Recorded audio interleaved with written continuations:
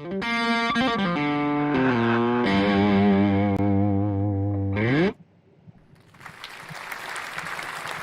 morning, everyone. Good morning. How's everybody doing? Welcome, Mimi Macaroni. It's good to see you for the first time. My gosh, what was your name? Holy cow. Peacemaker. Good to see you. Welcome to class. Welcome to class. We've got a good group always, so hopefully you'll like this, Peacemaker. We've got Isaac in the house, Whitaker Bennett, who liked the video. I hope you folks enjoyed the video I sent around earlier. We're going to be talking about pre-operational children a little bit later today, and this is a nice demonstration of what 3-year-olds can't do when it comes to reasoning logically. So I hope you like that. Wow, Dee Dee, Kira K, Salah, good to see you. Oh, Salah was Peacemaker. Okay, I thought you were coming in here to set up some law and order for us today, Salah. Keep things straight. But I am glad to have you. Matt Hodge, good to see you as well. I don't know if I said hello, Dee Dee. I probably did. No problem, no problem. I see all kinds of funny names. At least you're not named Mimi Macaroni, right? Oh, that's a cute one. That's a cute one. Definitely sounds like something a youngin' would come up with. It's good to see everybody this morning. Wow, looks like we got about 11 people in the class, which is not a bad number. Remember, exam number 4 is this weekend. It will be available starting Friday morning at 9 a.m. and it will be available through Sunday night at midnight. I am planning to do a short review session maybe sometime tomorrow.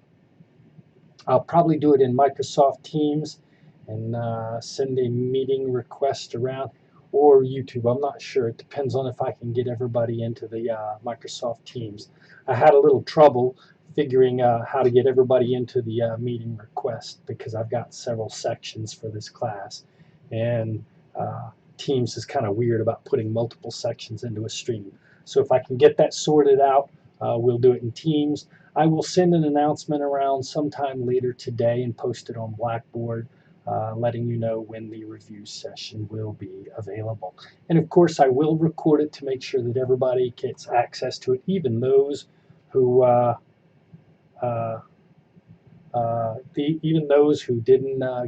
can't come to the meeting. Okay, cool. You don't work today. Good for you, Dee Dee. So you've got the day off. So I hope this is the last hard thing you have to do today, and then you can goof off. Unfortunately, it's not warm enough to go outside and play, and you can't go to the movies, but I hope you have some good fun time plans set up for today. Wow. You know what? I don't really have a dog in that fight, but because so many people have come out as haters of the old man Brady, I just want to see the old man take the Super Bowl this weekend. If it doesn't happen, I won't be heartbroken. But it seems like every time he throws an interception, the Boo Birds come out and say that he should retire. And I don't think you're ever too old to play. So I'm going for the old guy this week. Oh, Salah doesn't have school today. You have me though, so that's something. You're pulling for the Chiefs. Okay, cool. Well, hopefully Sunday night we'll get to see what happened. But you know what? I like the Chiefs too. I've been to Arrowhead Stadium, or not Arrowhead Stadium, actually the Royal Stadium right beside it, and both of those places are beautiful. And if you've ever been to Kansas City, it's freaking beautiful. So, it wouldn't hurt my feeling if KC brought home the second Super Bowl either. Deflategate. Oh, you're not going to bring that up, Whitaker. You're not going to bring that up. Come on now. Right? No, none of that mess. Okay, cool. We've got about 18 people. Let's go ahead and get started, shall we? So today we're going to talk a little bit about Jean Piaget's theory of cognitive development and Erik Erikson's theory of personality development. I wondered why the lecture seemed so long on Monday, and it's because I stuck in the 2 attachment slides where I really wanted them today, but I tried to go through them. And that's why we were a little rushed at the end, and I spent and I spent 53 minutes of your time. So we have a little bit less to do today. So hopefully I'll get you out a few minutes early. Okay, does anybody have any questions so far? How are your classes going? I hope everything's going well. Okay, this is one slide that I did not get to cover. Do we need respondents for the test? I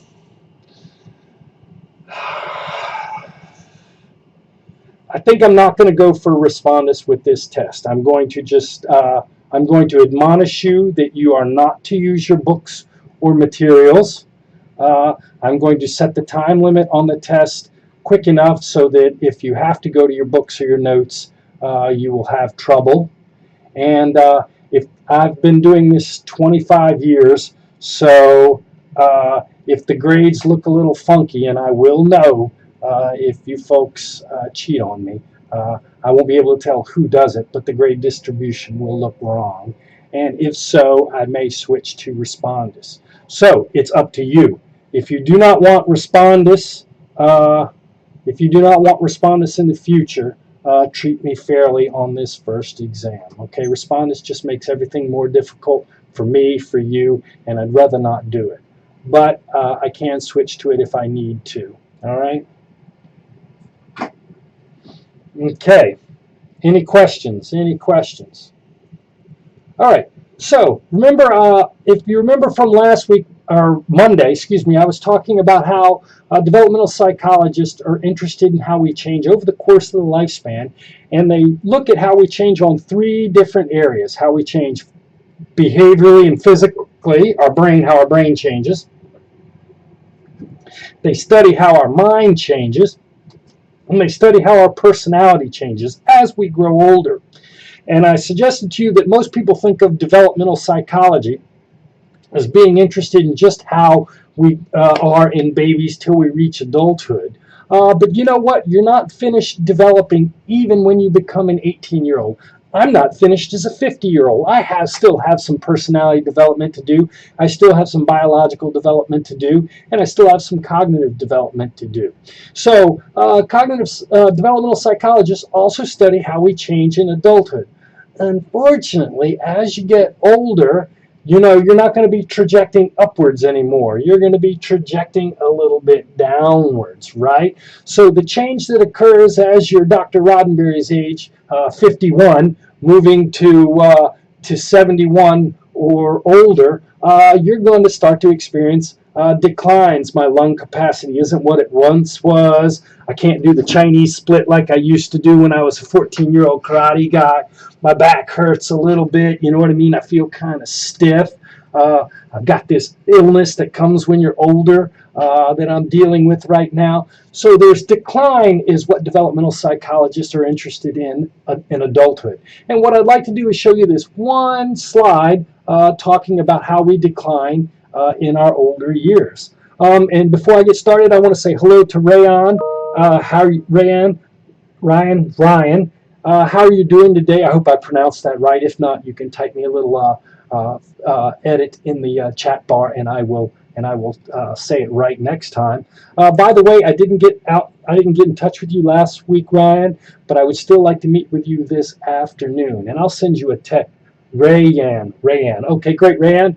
And I will send you a text later today, and we can talk. And I'd love to hear all about Lebanon and your brother. So we'll talk about that later. Okay, great. So I got it right. Wow, 25 people just in time for lecture. Good class, good class. Okay, so one of the ways in which people change when they get older, look at that. We've got another Lebanese.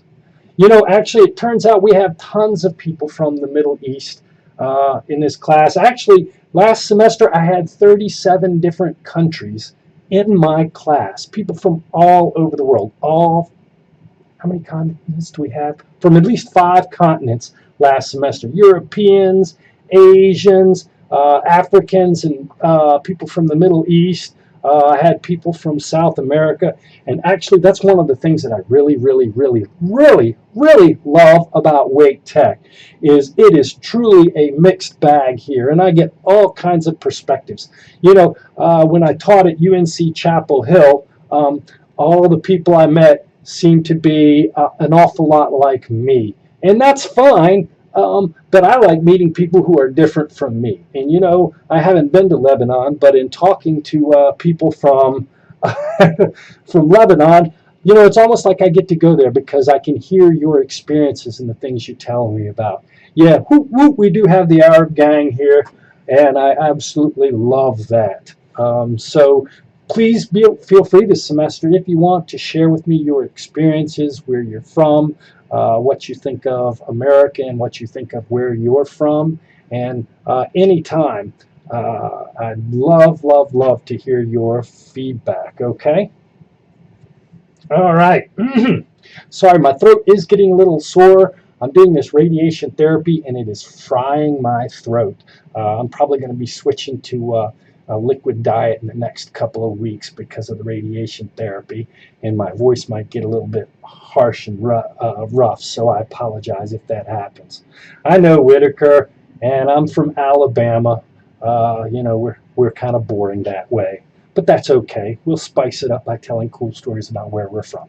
All right, cognitive decline in later adulthood. How do your parents change as they get older? I'm sure each and every one of you has probably been frustrated with your parents or grandparents because they just don't seem to think as well as you'd like them to. And they slow you down when they're trying to do something on the computer and you're helping them. It takes them forever to push buttons and figure things out. And you can't seem to teach an old dog new tricks sometimes, is what we like to say. And, you know, the question is, how exactly does our mind change when you're Dr. Roddenberry's age, 51, and heading on down the back half of your life? So I'd like to tell you about the Seattle longitudinal study. This was what's known as not a longitude, it's a cross-sequential study. So what they did was they started with people at different age groups, and then they followed these people at different age groups as they got older. So they had people in the study who were 25, people who were 30, people who were 35, people who were 40, people who were 45. And then they kept going back to these same people and tested them time after time after time to see exactly how their reasoning changed.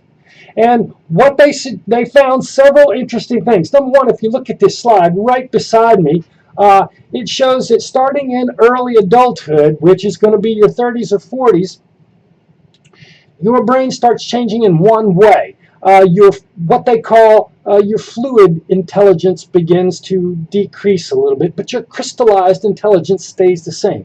What's the difference between crystallized and fluid intelligence, you ask, Chris? Well, if you think about it, crystallized intelligence is the knowledge for the things you already know, your facts. What historical date happened? Yeah, Sweet Home Alabama, Roll Tide. There we go. I got a couple of Bama fans here. So your ability to remember the facts you were taught, your knowledge base is not going to change. That's your crystallized intelligence, your knowledge base. On the other hand, your ability to think quickly and creatively, which is what we would call collectively your fluid intelligence, does begin to show a decline in middle adulthood. And in my opinion, that's why when my favorite bands come out, they always make great music when the band members are in their 20s. But when they get into their 30s and 40s and 50s, their music starts to suck, in my opinion, and it's not as creative and interesting anymore. They lose that spark of they lose that spark of creativity, at least in my opinion. And that's why I think it's always better when you see the bands when they're young, because that's when they're at the height of their creative powers. As you get older, you kind of get set in your ways, and the speed of your neural impulses slows down, so you actually don't think quite as fast and quite as flexibly. But you still know what you know, All right? So, intellectual decline, really, the crystallized intelligence and your ability to function like in problem solving doesn't really begin until your 70s. So I've got a father who's 81, and I had to go over there and help him with a battery, replace his battery the other day at his house, and he just seemed to be a little bit confused and have trouble sort of diagnosing the problem and figuring the problem out. He's in his 80s, and so his intellectual decline sort of is in, and I can see it. My dad's just not as sharp as he used to be. He used to be an engineer, but you can see that he's not functioning intellectually as well as he used to be. So this intellectual decline doesn't begin until the 70s, and you know what? It's not everybody. It's different from person to person to person. I have a 101-year-old grandma who still runs her own finances and has 3 rental properties that she rents out, and she is sharp as a tack. So not everybody experiences this intellectual decline. If you take my developmental psychology class, Psych 241 next semester, I will talk to you about the ways in which you can prevent this intellectual decline that is not universal. Number 1, you need to get your cardio and your exercise. Don't be lazy. People like you tend to get lazy in your 20s and 30s because you get out of high school and you're not playing sports anymore, and it's not as easy to go to the gym or to play baseball or basketball or whatnot. You get lazy. Don't get lazy. Dr. Roddenberry does 3 miles jogging every day. And there you go. Rayanne that did his morning walk. There you go. And you know what? You don't have to kill yourself. You don't have to be a long distance runner, but you do need to get your walk. And if you can walk 45 minutes to an hour every day, do it. In fact, that's why they say pet ownership is good for people in their older adulthood. Not only does it give you a friend, somebody to make you feel good, but it also gives you a reason to get outside and walk every day. So get yourself a cute puppy, all right? And so you need to do that, and you also need to challenge that mind. Read some books, play some puzzles. Don't sit there on your phone scrolling through social media. That's going to kill that brain, right? So dementia is the dramatic loss in your mental ability, and really it's most likely caused by disease. It's like Alzheimer's disease. I don't know if you folks have ever heard of Alzheimer's disease.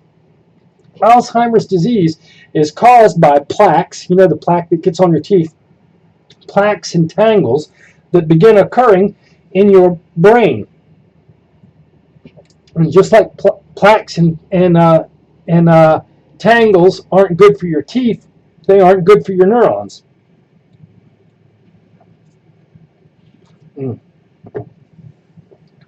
These plaques begin to kill brain cells, and as these brain cells die, you lose intellectual abilities associated with these brain cells, and that's where we start to see the dementia. Yeah, and unfortunately, it's not reversible, Rayanne, and it can be sad to see somebody go through that because it damages their emotional centers too, and people really get upset as they begin to notice that they're losing certain abilities and they can't control their emotions. And it takes many years sometimes for it to lead to death, and it can be a sad way to watch a loved one die. Okay, so hopefully everybody got the cognitive decline lecture. Now, I actually forgot, these were the slides that I had in both today's lecture and yesterday's lecture. I did talk about attachment. Remember, I want you to know that attachment is that close bond between the infant and primary caregiver.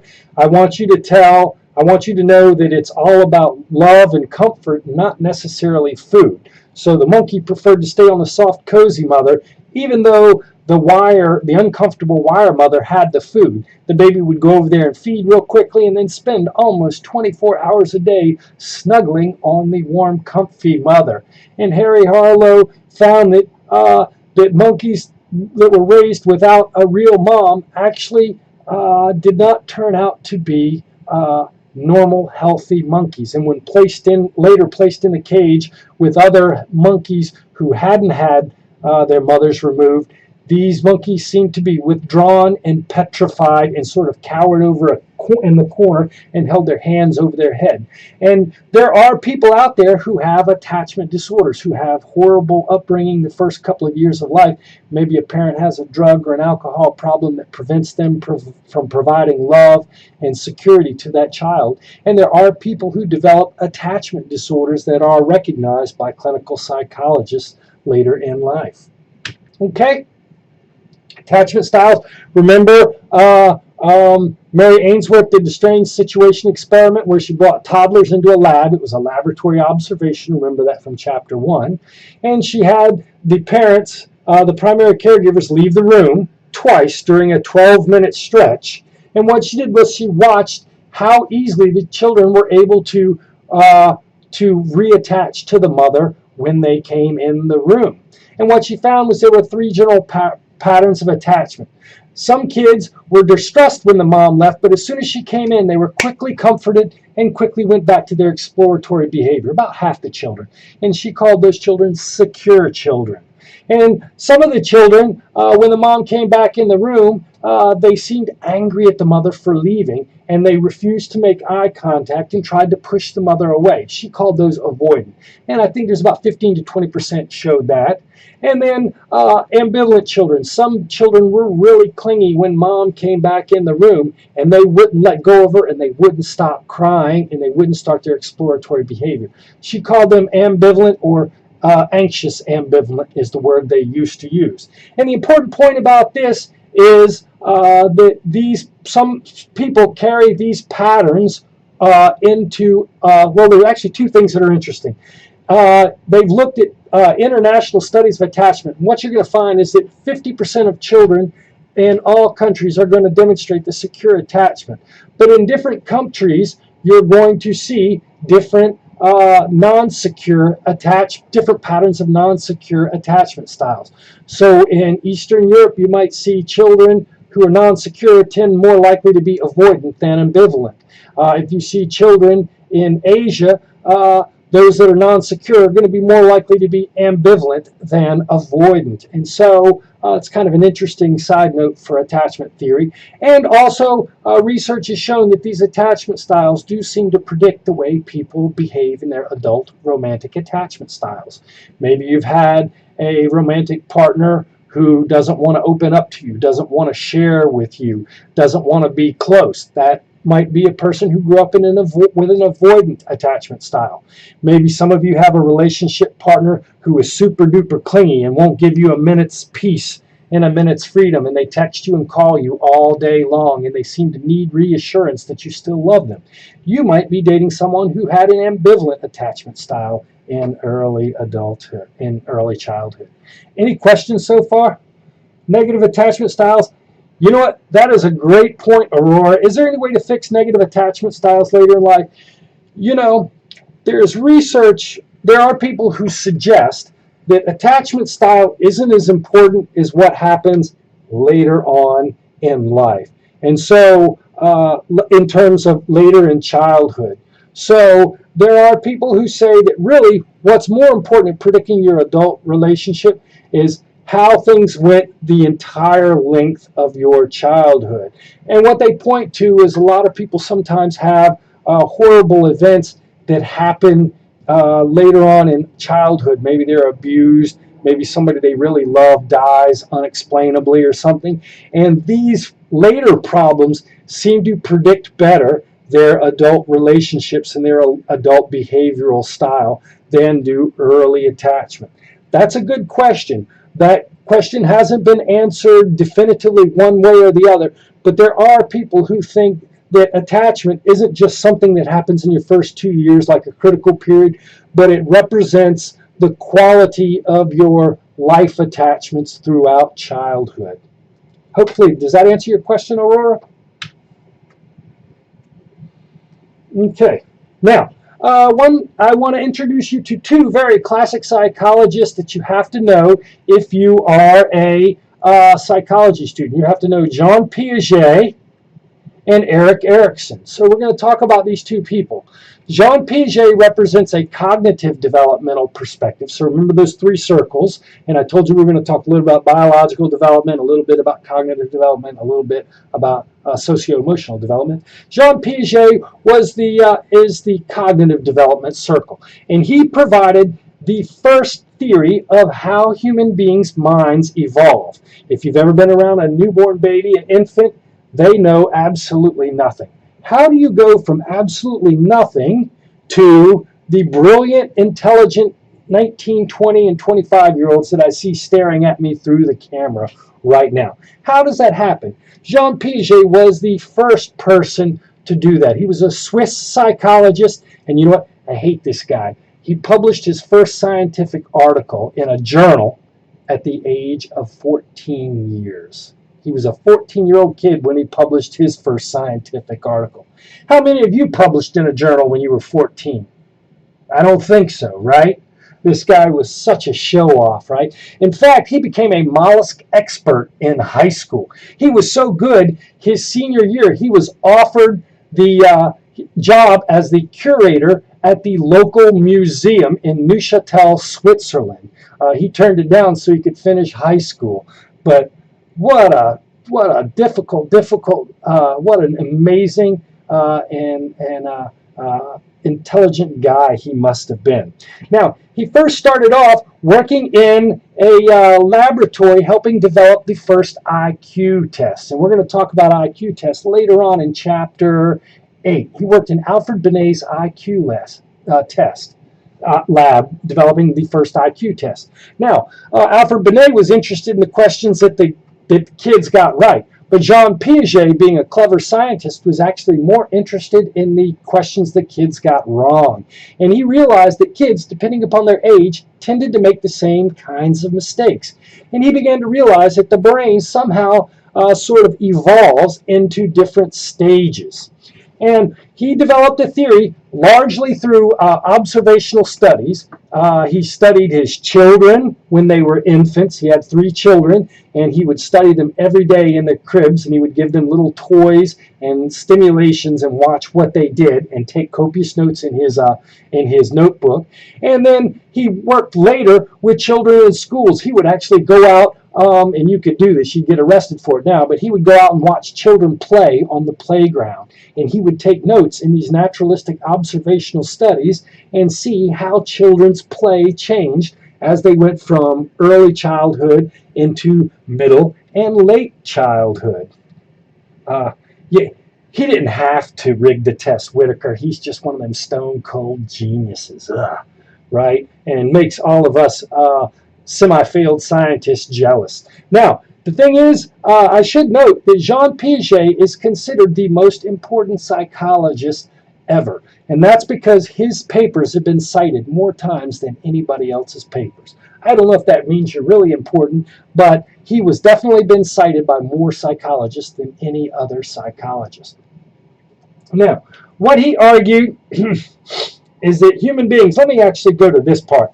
He argued that infants move from reflex behavior, I talked about that on Monday, to these things called schemes. So an infant's born with the sucking reflex, okay?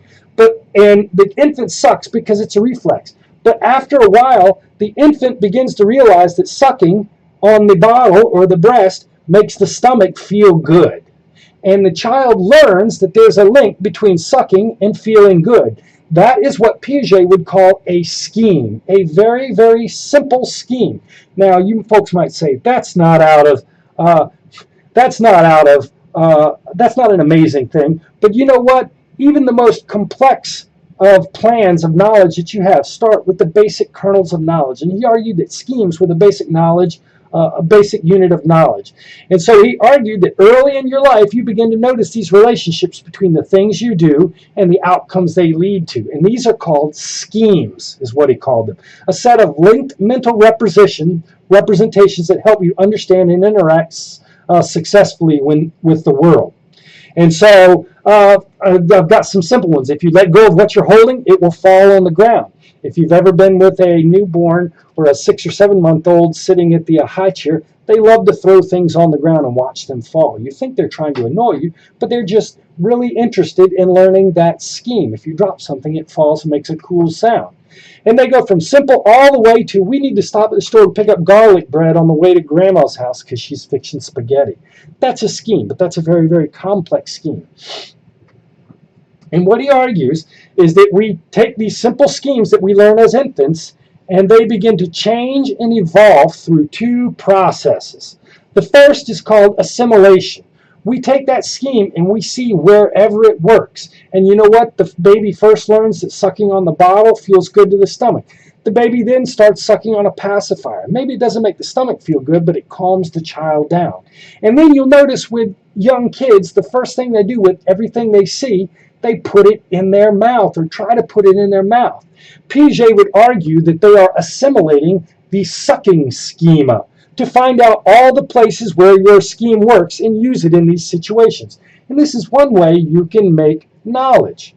Now, the second way these schemas evolve is through what he calls accommodation. This is when a kid uses a scheme and finds out that it doesn't lead to a pleasurable event, so they change that scheme. So your kid may start putting all kinds of things in their mouth, but then they put some dirt in their mouth, and that tastes nasty. And so they change that schema, and they say you can put a pacifier, you can put a bottle, you can put a block in the mouth, that's good, but don't put that dirt in the mouth. They change that schema. Let me give you an example. My kid's first word was dog. We had a dog, and went about 11 months, my son CJ started saying dogoo, dogoo, doggy. And he would point at the dog. We thought that was very cute. And every time we went to a friend's house, he would point at their dog, because he knew dogs had ears, they were furry, and they had tails. And he would point and say, dogoo, dogoo, and we would pet him on the head. Good job, that's a dog, that's a dog, that's a dog. You know what happened the first time we took him over to my friend's house, and my friend had a cat? We took him over to my friend's house. My friend didn't have dogs. My friend had cats. What do you think the first thing my kid said when he walked in and saw those cats? What do you think he said?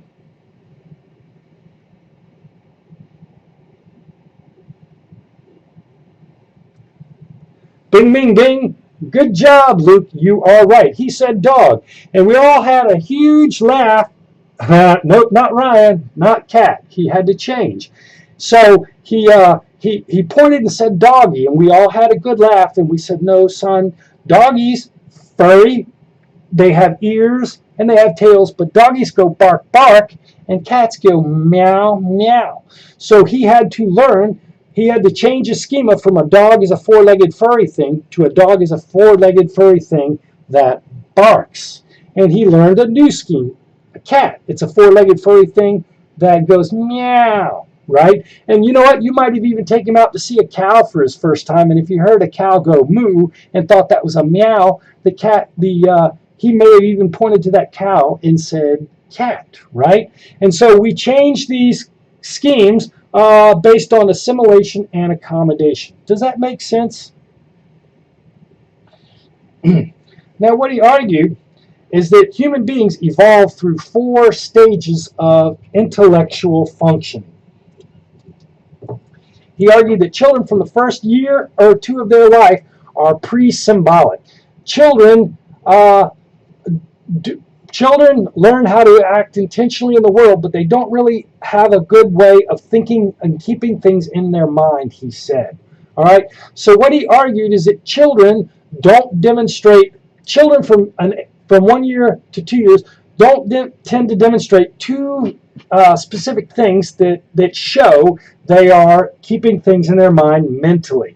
The first is object permanence, and the second is objective self-awareness. So here's the thing. He found that if he took a 10-month-old baby and showed it a toy that it liked and put the toy down in front of the kid would reach over and try to grab it. But if he threw a blanket or a towel over that object, even if the kid saw him put the towel over the object, the kid would start looking around and forget about the object that was hidden.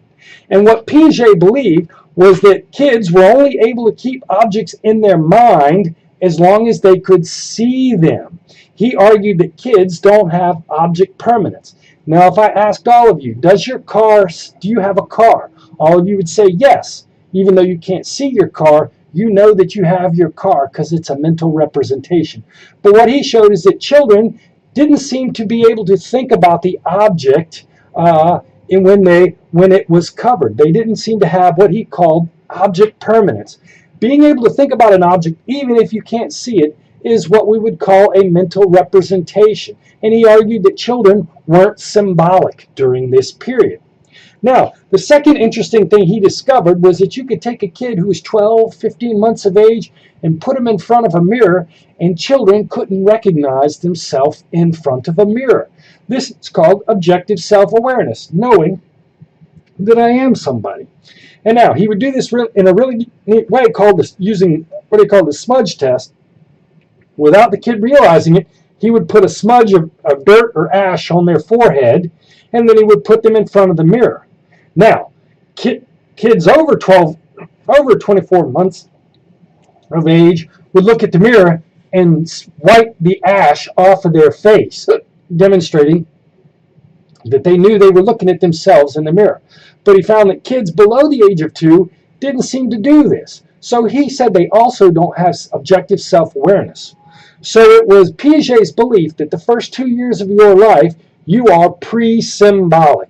You are stuck in a world of your senses and your motor behaviors. That's why I called it the sensory motor period. There is a homework question which talks about this. Object permanence and objective self-awareness are the end things that demonstrate that you've moved from sensory motor to pre-operational thinking.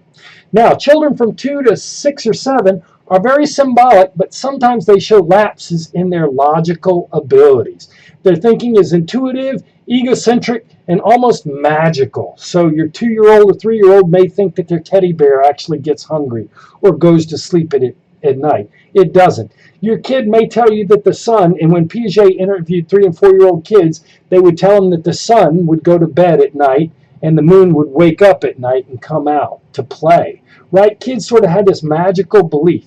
And what he found was that if he gave kids tasks where they were supposed to demonstrate conservation, which is the logical understanding that objects don't change even though they may look different, he found that 3-, and 4-, and 5-year-old kids couldn't pass these conservation tasks.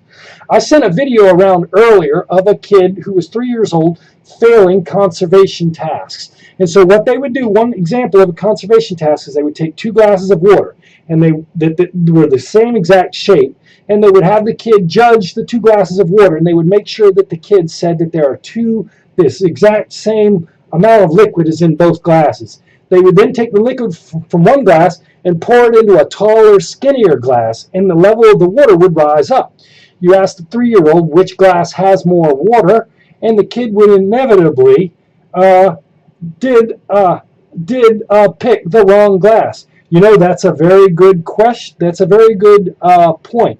And you know what, Whitaker? I'm going to, at the end of this particular statement, I'm going to say one of the biggest drawbacks of Piaget's work is that he didn't give credit to kids for thinking logically like later research has demonstrated.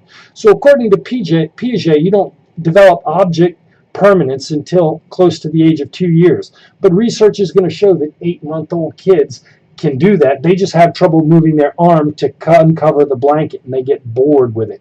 And kids show objective self-awareness in some form before the age of 2 years. So you're quite right, Whitaker.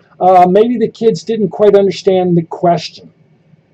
And so he found that children couldn't complete these conservation tasks. Now, I really, really suggest that all of you should go back and look at the video that I sent you showing the conservation tasks. And he found that children in general didn't have great logical abilities. And if you think about it, this is why all of us believe in Santa Claus when we are 3 or 4 or 5 years old. Rayanne, what if you had never heard of Santa Claus? I know you have, because Santa Claus is a worldwide thing. Maybe not everybody celebrates it, but everybody has heard who Santa Claus is and knows the story. What if you hadn't heard of Santa Claus and you came over here, and I'm going to assume, Rayanne, that you're somewhere around 18, 19, or 20. And what if I told you this story about this dude that dressed up in red fur outfit and got behind a sleigh full of toys that was pulled by 8 reindeer, and he flew all around the world and delivered toys to everybody in the whole world in one night? You would believe me. Whitaker, you're such a hopeful person. But I'll bet Rayanne would probably look at me in the face and say, you know what? That is the stupidest story I have ever heard. But you know what? When you're 4 years old, that makes perfect sense. Here in America, we have this thing called the Easter Bunny that hops around and delivers you candy on the Easter holiday. I believed in the Tooth Fairy. If you lose a tooth, you put it under your pillow, and the tooth fairy will come around and give you money for your old teeth. These are all ridiculous stories that we believe in the pre-operational period, but they begin to fall apart as we develop logical abilities. Now, he argued that from about 7 to the age of 12, that is when we go to school, children finally learn how to reason, and they're pretty good at being logical. However, they're not really good at abstract thinking. And this is why you have to show things to kids. Kids have to touch things with their hand, and they have to see things for their eyes. So if you're talking to a 9-year-old about the size of the solar system, you can say that the sun is 93 million miles away from the Earth. That doesn't really make sense. And that Pluto is 100 times farther away from the sun than any of these other planets. That may not make sense to an 8-year-old. But if you take them out on the football field and put the sun at the goal line on one side, and you show how all 8 planets are within the first 10 yards of the sun, and then you go all the way down to the other end of the football field, 100 meters away, 100 yards away. I know we have some Europeans in the audience. Let's say close to 100 meters away, and you put Pluto. The kid finally begins to understand that Pluto is that much farther away. The abstract numbers aren't going to hit them as well as showing concrete demonstrations. And this is why if you do early childhood education, I don't know if any of you are going to do early childhood education, it's all about letting the kids see and manipulate objects because they're logical, but they're not abstract. Let me give you an example. When I was,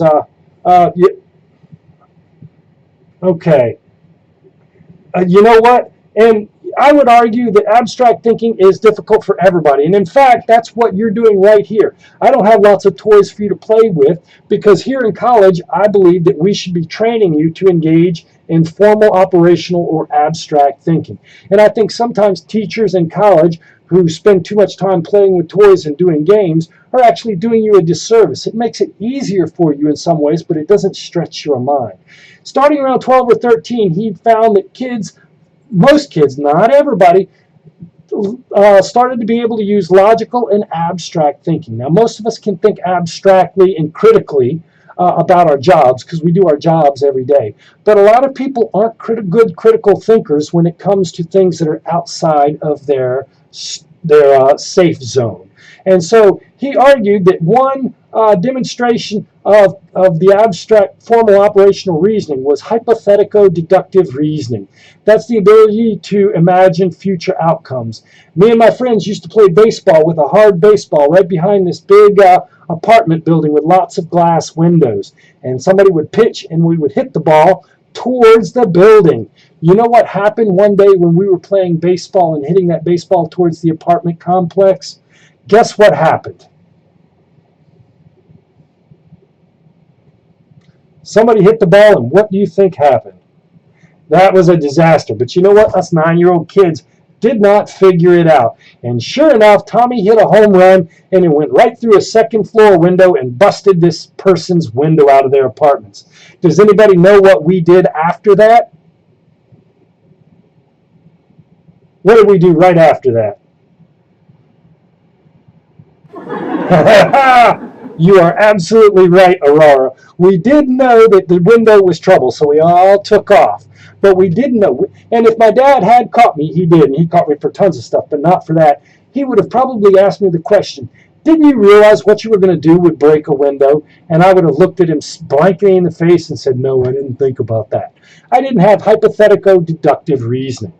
And so what I want you to know is that Jean Piaget argued that the mind evolves through 4 stages, just like a butterfly evolves from a caterpillar in these different stages. And on the test, I'm going to want you to be able to just sort of understand the general idea of what goes on in these particular stages. And if you look in your book, you'll notice that over on the far left side of your screen, you'll see an outline chart that's in your book that talks about these different stages of prenatal development, okay? Limits. Okay, let's see. One of the things, the main criticism of Piaget is he was too conservative in his estimates of children's ability.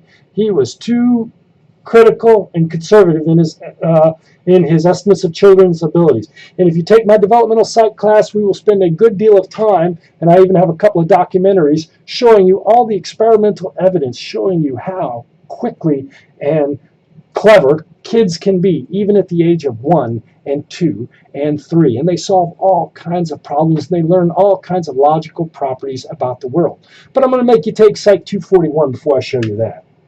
Okay, now, Erik Erikson, socio-emotional development. That's that third circle from Monday's lecture. Now, Erik Erikson is going to be very important. If you are going to be a nursing student, you will hear more about Erik Erikson, because every person you meet, whether they're an infant or an old person, is dealing with some sort of crisis or task, psychological task that they have to figure out. Most of you who are 18 years old right now, you're probably trying to figure out who you are as a person. And that's sort of the most important thing you have to figure out. When you were an infant, you have to figure out whether or not you can trust the world. And if your parent takes good care of you, you'll figure out that the world can be trusted.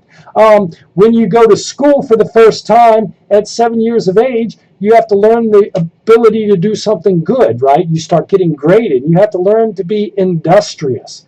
And so what Erik Erikson did was he developed a personality theory that argued that human beings have to go through 8 different tasks as they grow older, and in each of these tasks they have to learn a different principle that helps them build their personality. Now, he was what we would call an ego psychologist, because he thought we were all consciously thinking about the process of developing our identity. All of you probably think every day about who you are and what you want to be. And we even talk about people who have to manage their job identity, their family identity, their sexual identity, their political identity. We all have to, and we try out these identities, putting them on one by one till we figure out which one is us. And even though I'm a 50-year-old man, I'm still thinking about my identity.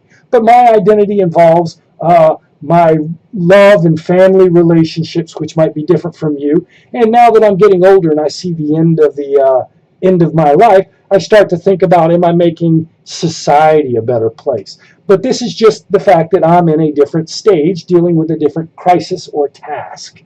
Now, he said we have 8 crises we have to deal with, and they come at typical times of our life, and each of them involves a different social relationship. So for the infancy, it's all about the relationship with the mom, and the kids learning to trust the world, or that the world's not going to take care of them. Trust versus mistrust. Okay, he argues that's from 0 to 2. When a kid's from 2 to 3, they first start walking and moving around.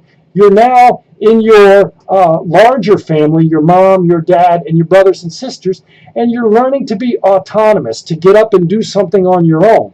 But at the same time, your mom and parents have to give you a little bit of guilt or a little bit of shame, because there are some things you shouldn't do. If you're going to go over and stick a knife in that electrical outlet, you can get hurt.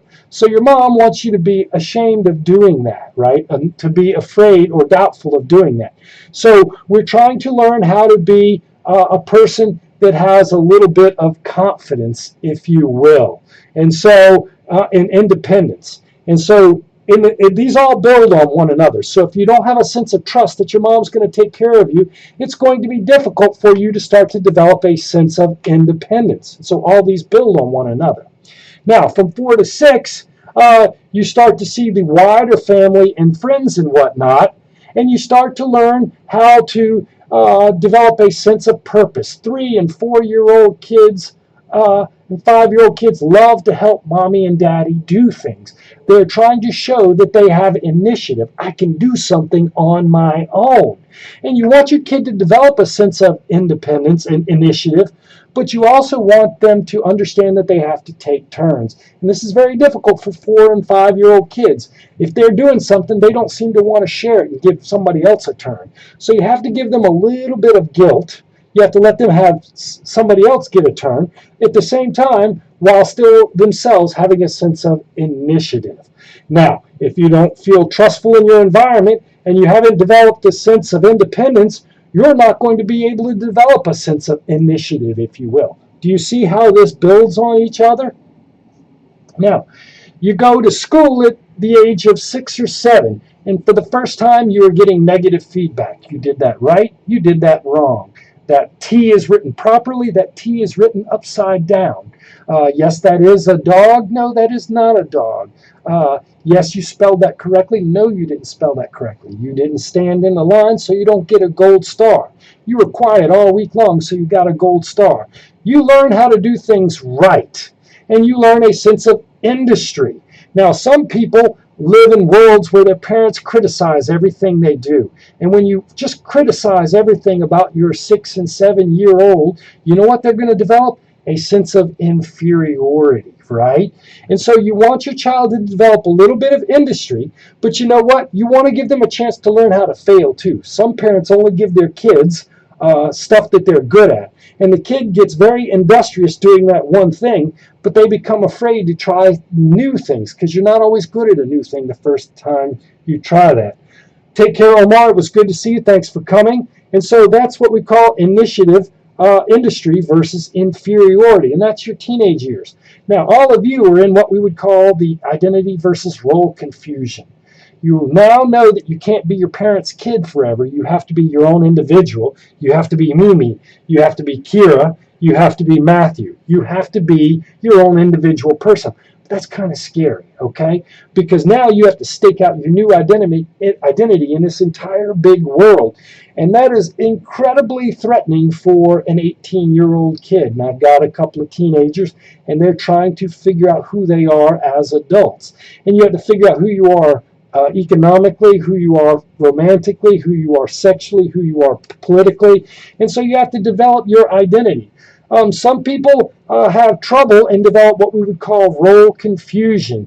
Either they don't grow up or they become sort of fat fanatic and pick an identity and punish people who are different from them.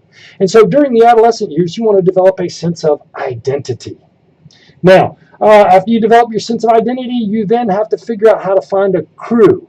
Maybe it's a romantic partner. Maybe it's just a group of people that you are super duper close to that help you in times of need, because we all need somebody. And so you're fighting the intimacy versus isolation stage.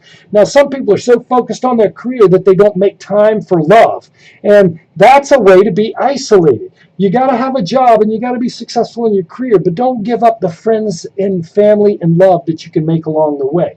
You're trying to develop intimacy versus isolation. I'm a 50-year-old now, and so I'm thinking about generativity. Am I making the world a better place for people? Am I making it better for my kids?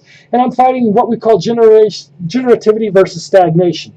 Some people spend so much time focusing on themselves that they stagnate and they don't make the world around them a better place. And you know what? It can be hollow to be a 45-year-old who is super duper successful and making tons of money, but you don't have a love or a family. You haven't nurtured anything. Nurturing becomes really important when you're around my age. And then he argued that when we get to our 60s and 70s, we start to see the light at the end of the tunnel. The ride is just about over, and we have to go back then and think about our lifetime. And if we lived our life right, and if we solved all of these crises, most people have a sense of ego integrity. You know what? My life was okay. It meant something. And people become okay with the thought that their life is over. Other people who maybe missed out on being initiative and were racked by guilt all their life, or felt inferior, or maybe didn't find a strong personality, or didn't find that love and that sense of family, these people may actually feel despair at death. And Piaget argued it was very important that we show integrity, because we actually give confidence to those behind us that they can find their place in life. Okay, does anybody have any questions about today's lecture? Thank you very much. I see 22 of you hung out through the entire lecture. Omar had to take off to work, as he usually does, so he says goodbye then. It's always good to have him. Whitaker, Aurora, Matthew, good to see you. Luke, Rayanne, Yasmin, Haley, hope you're still here. It's good to see everybody today. Do you have any questions for me before we go? Anybody have questions? Ooh, and I see Yasmin did a little weightlifting. Knuckles up for you, Yasmin. Push that iron, lady. Push that iron and get tougher. I am so proud of that. You rock. Well, I'm glad you were here too, Salah. Feel free to come back as Conan the Destroyer or whatever you want next week, okay? It's always good to have you. Good deal, Yasmin. All right, folks, take care. I will see you. I'm going to have a review session next Thursday. Rayanne, I will be contacting you later this afternoon. And the rest of you, have a great week and weekend, and I'll see you next Monday, okay? Bye.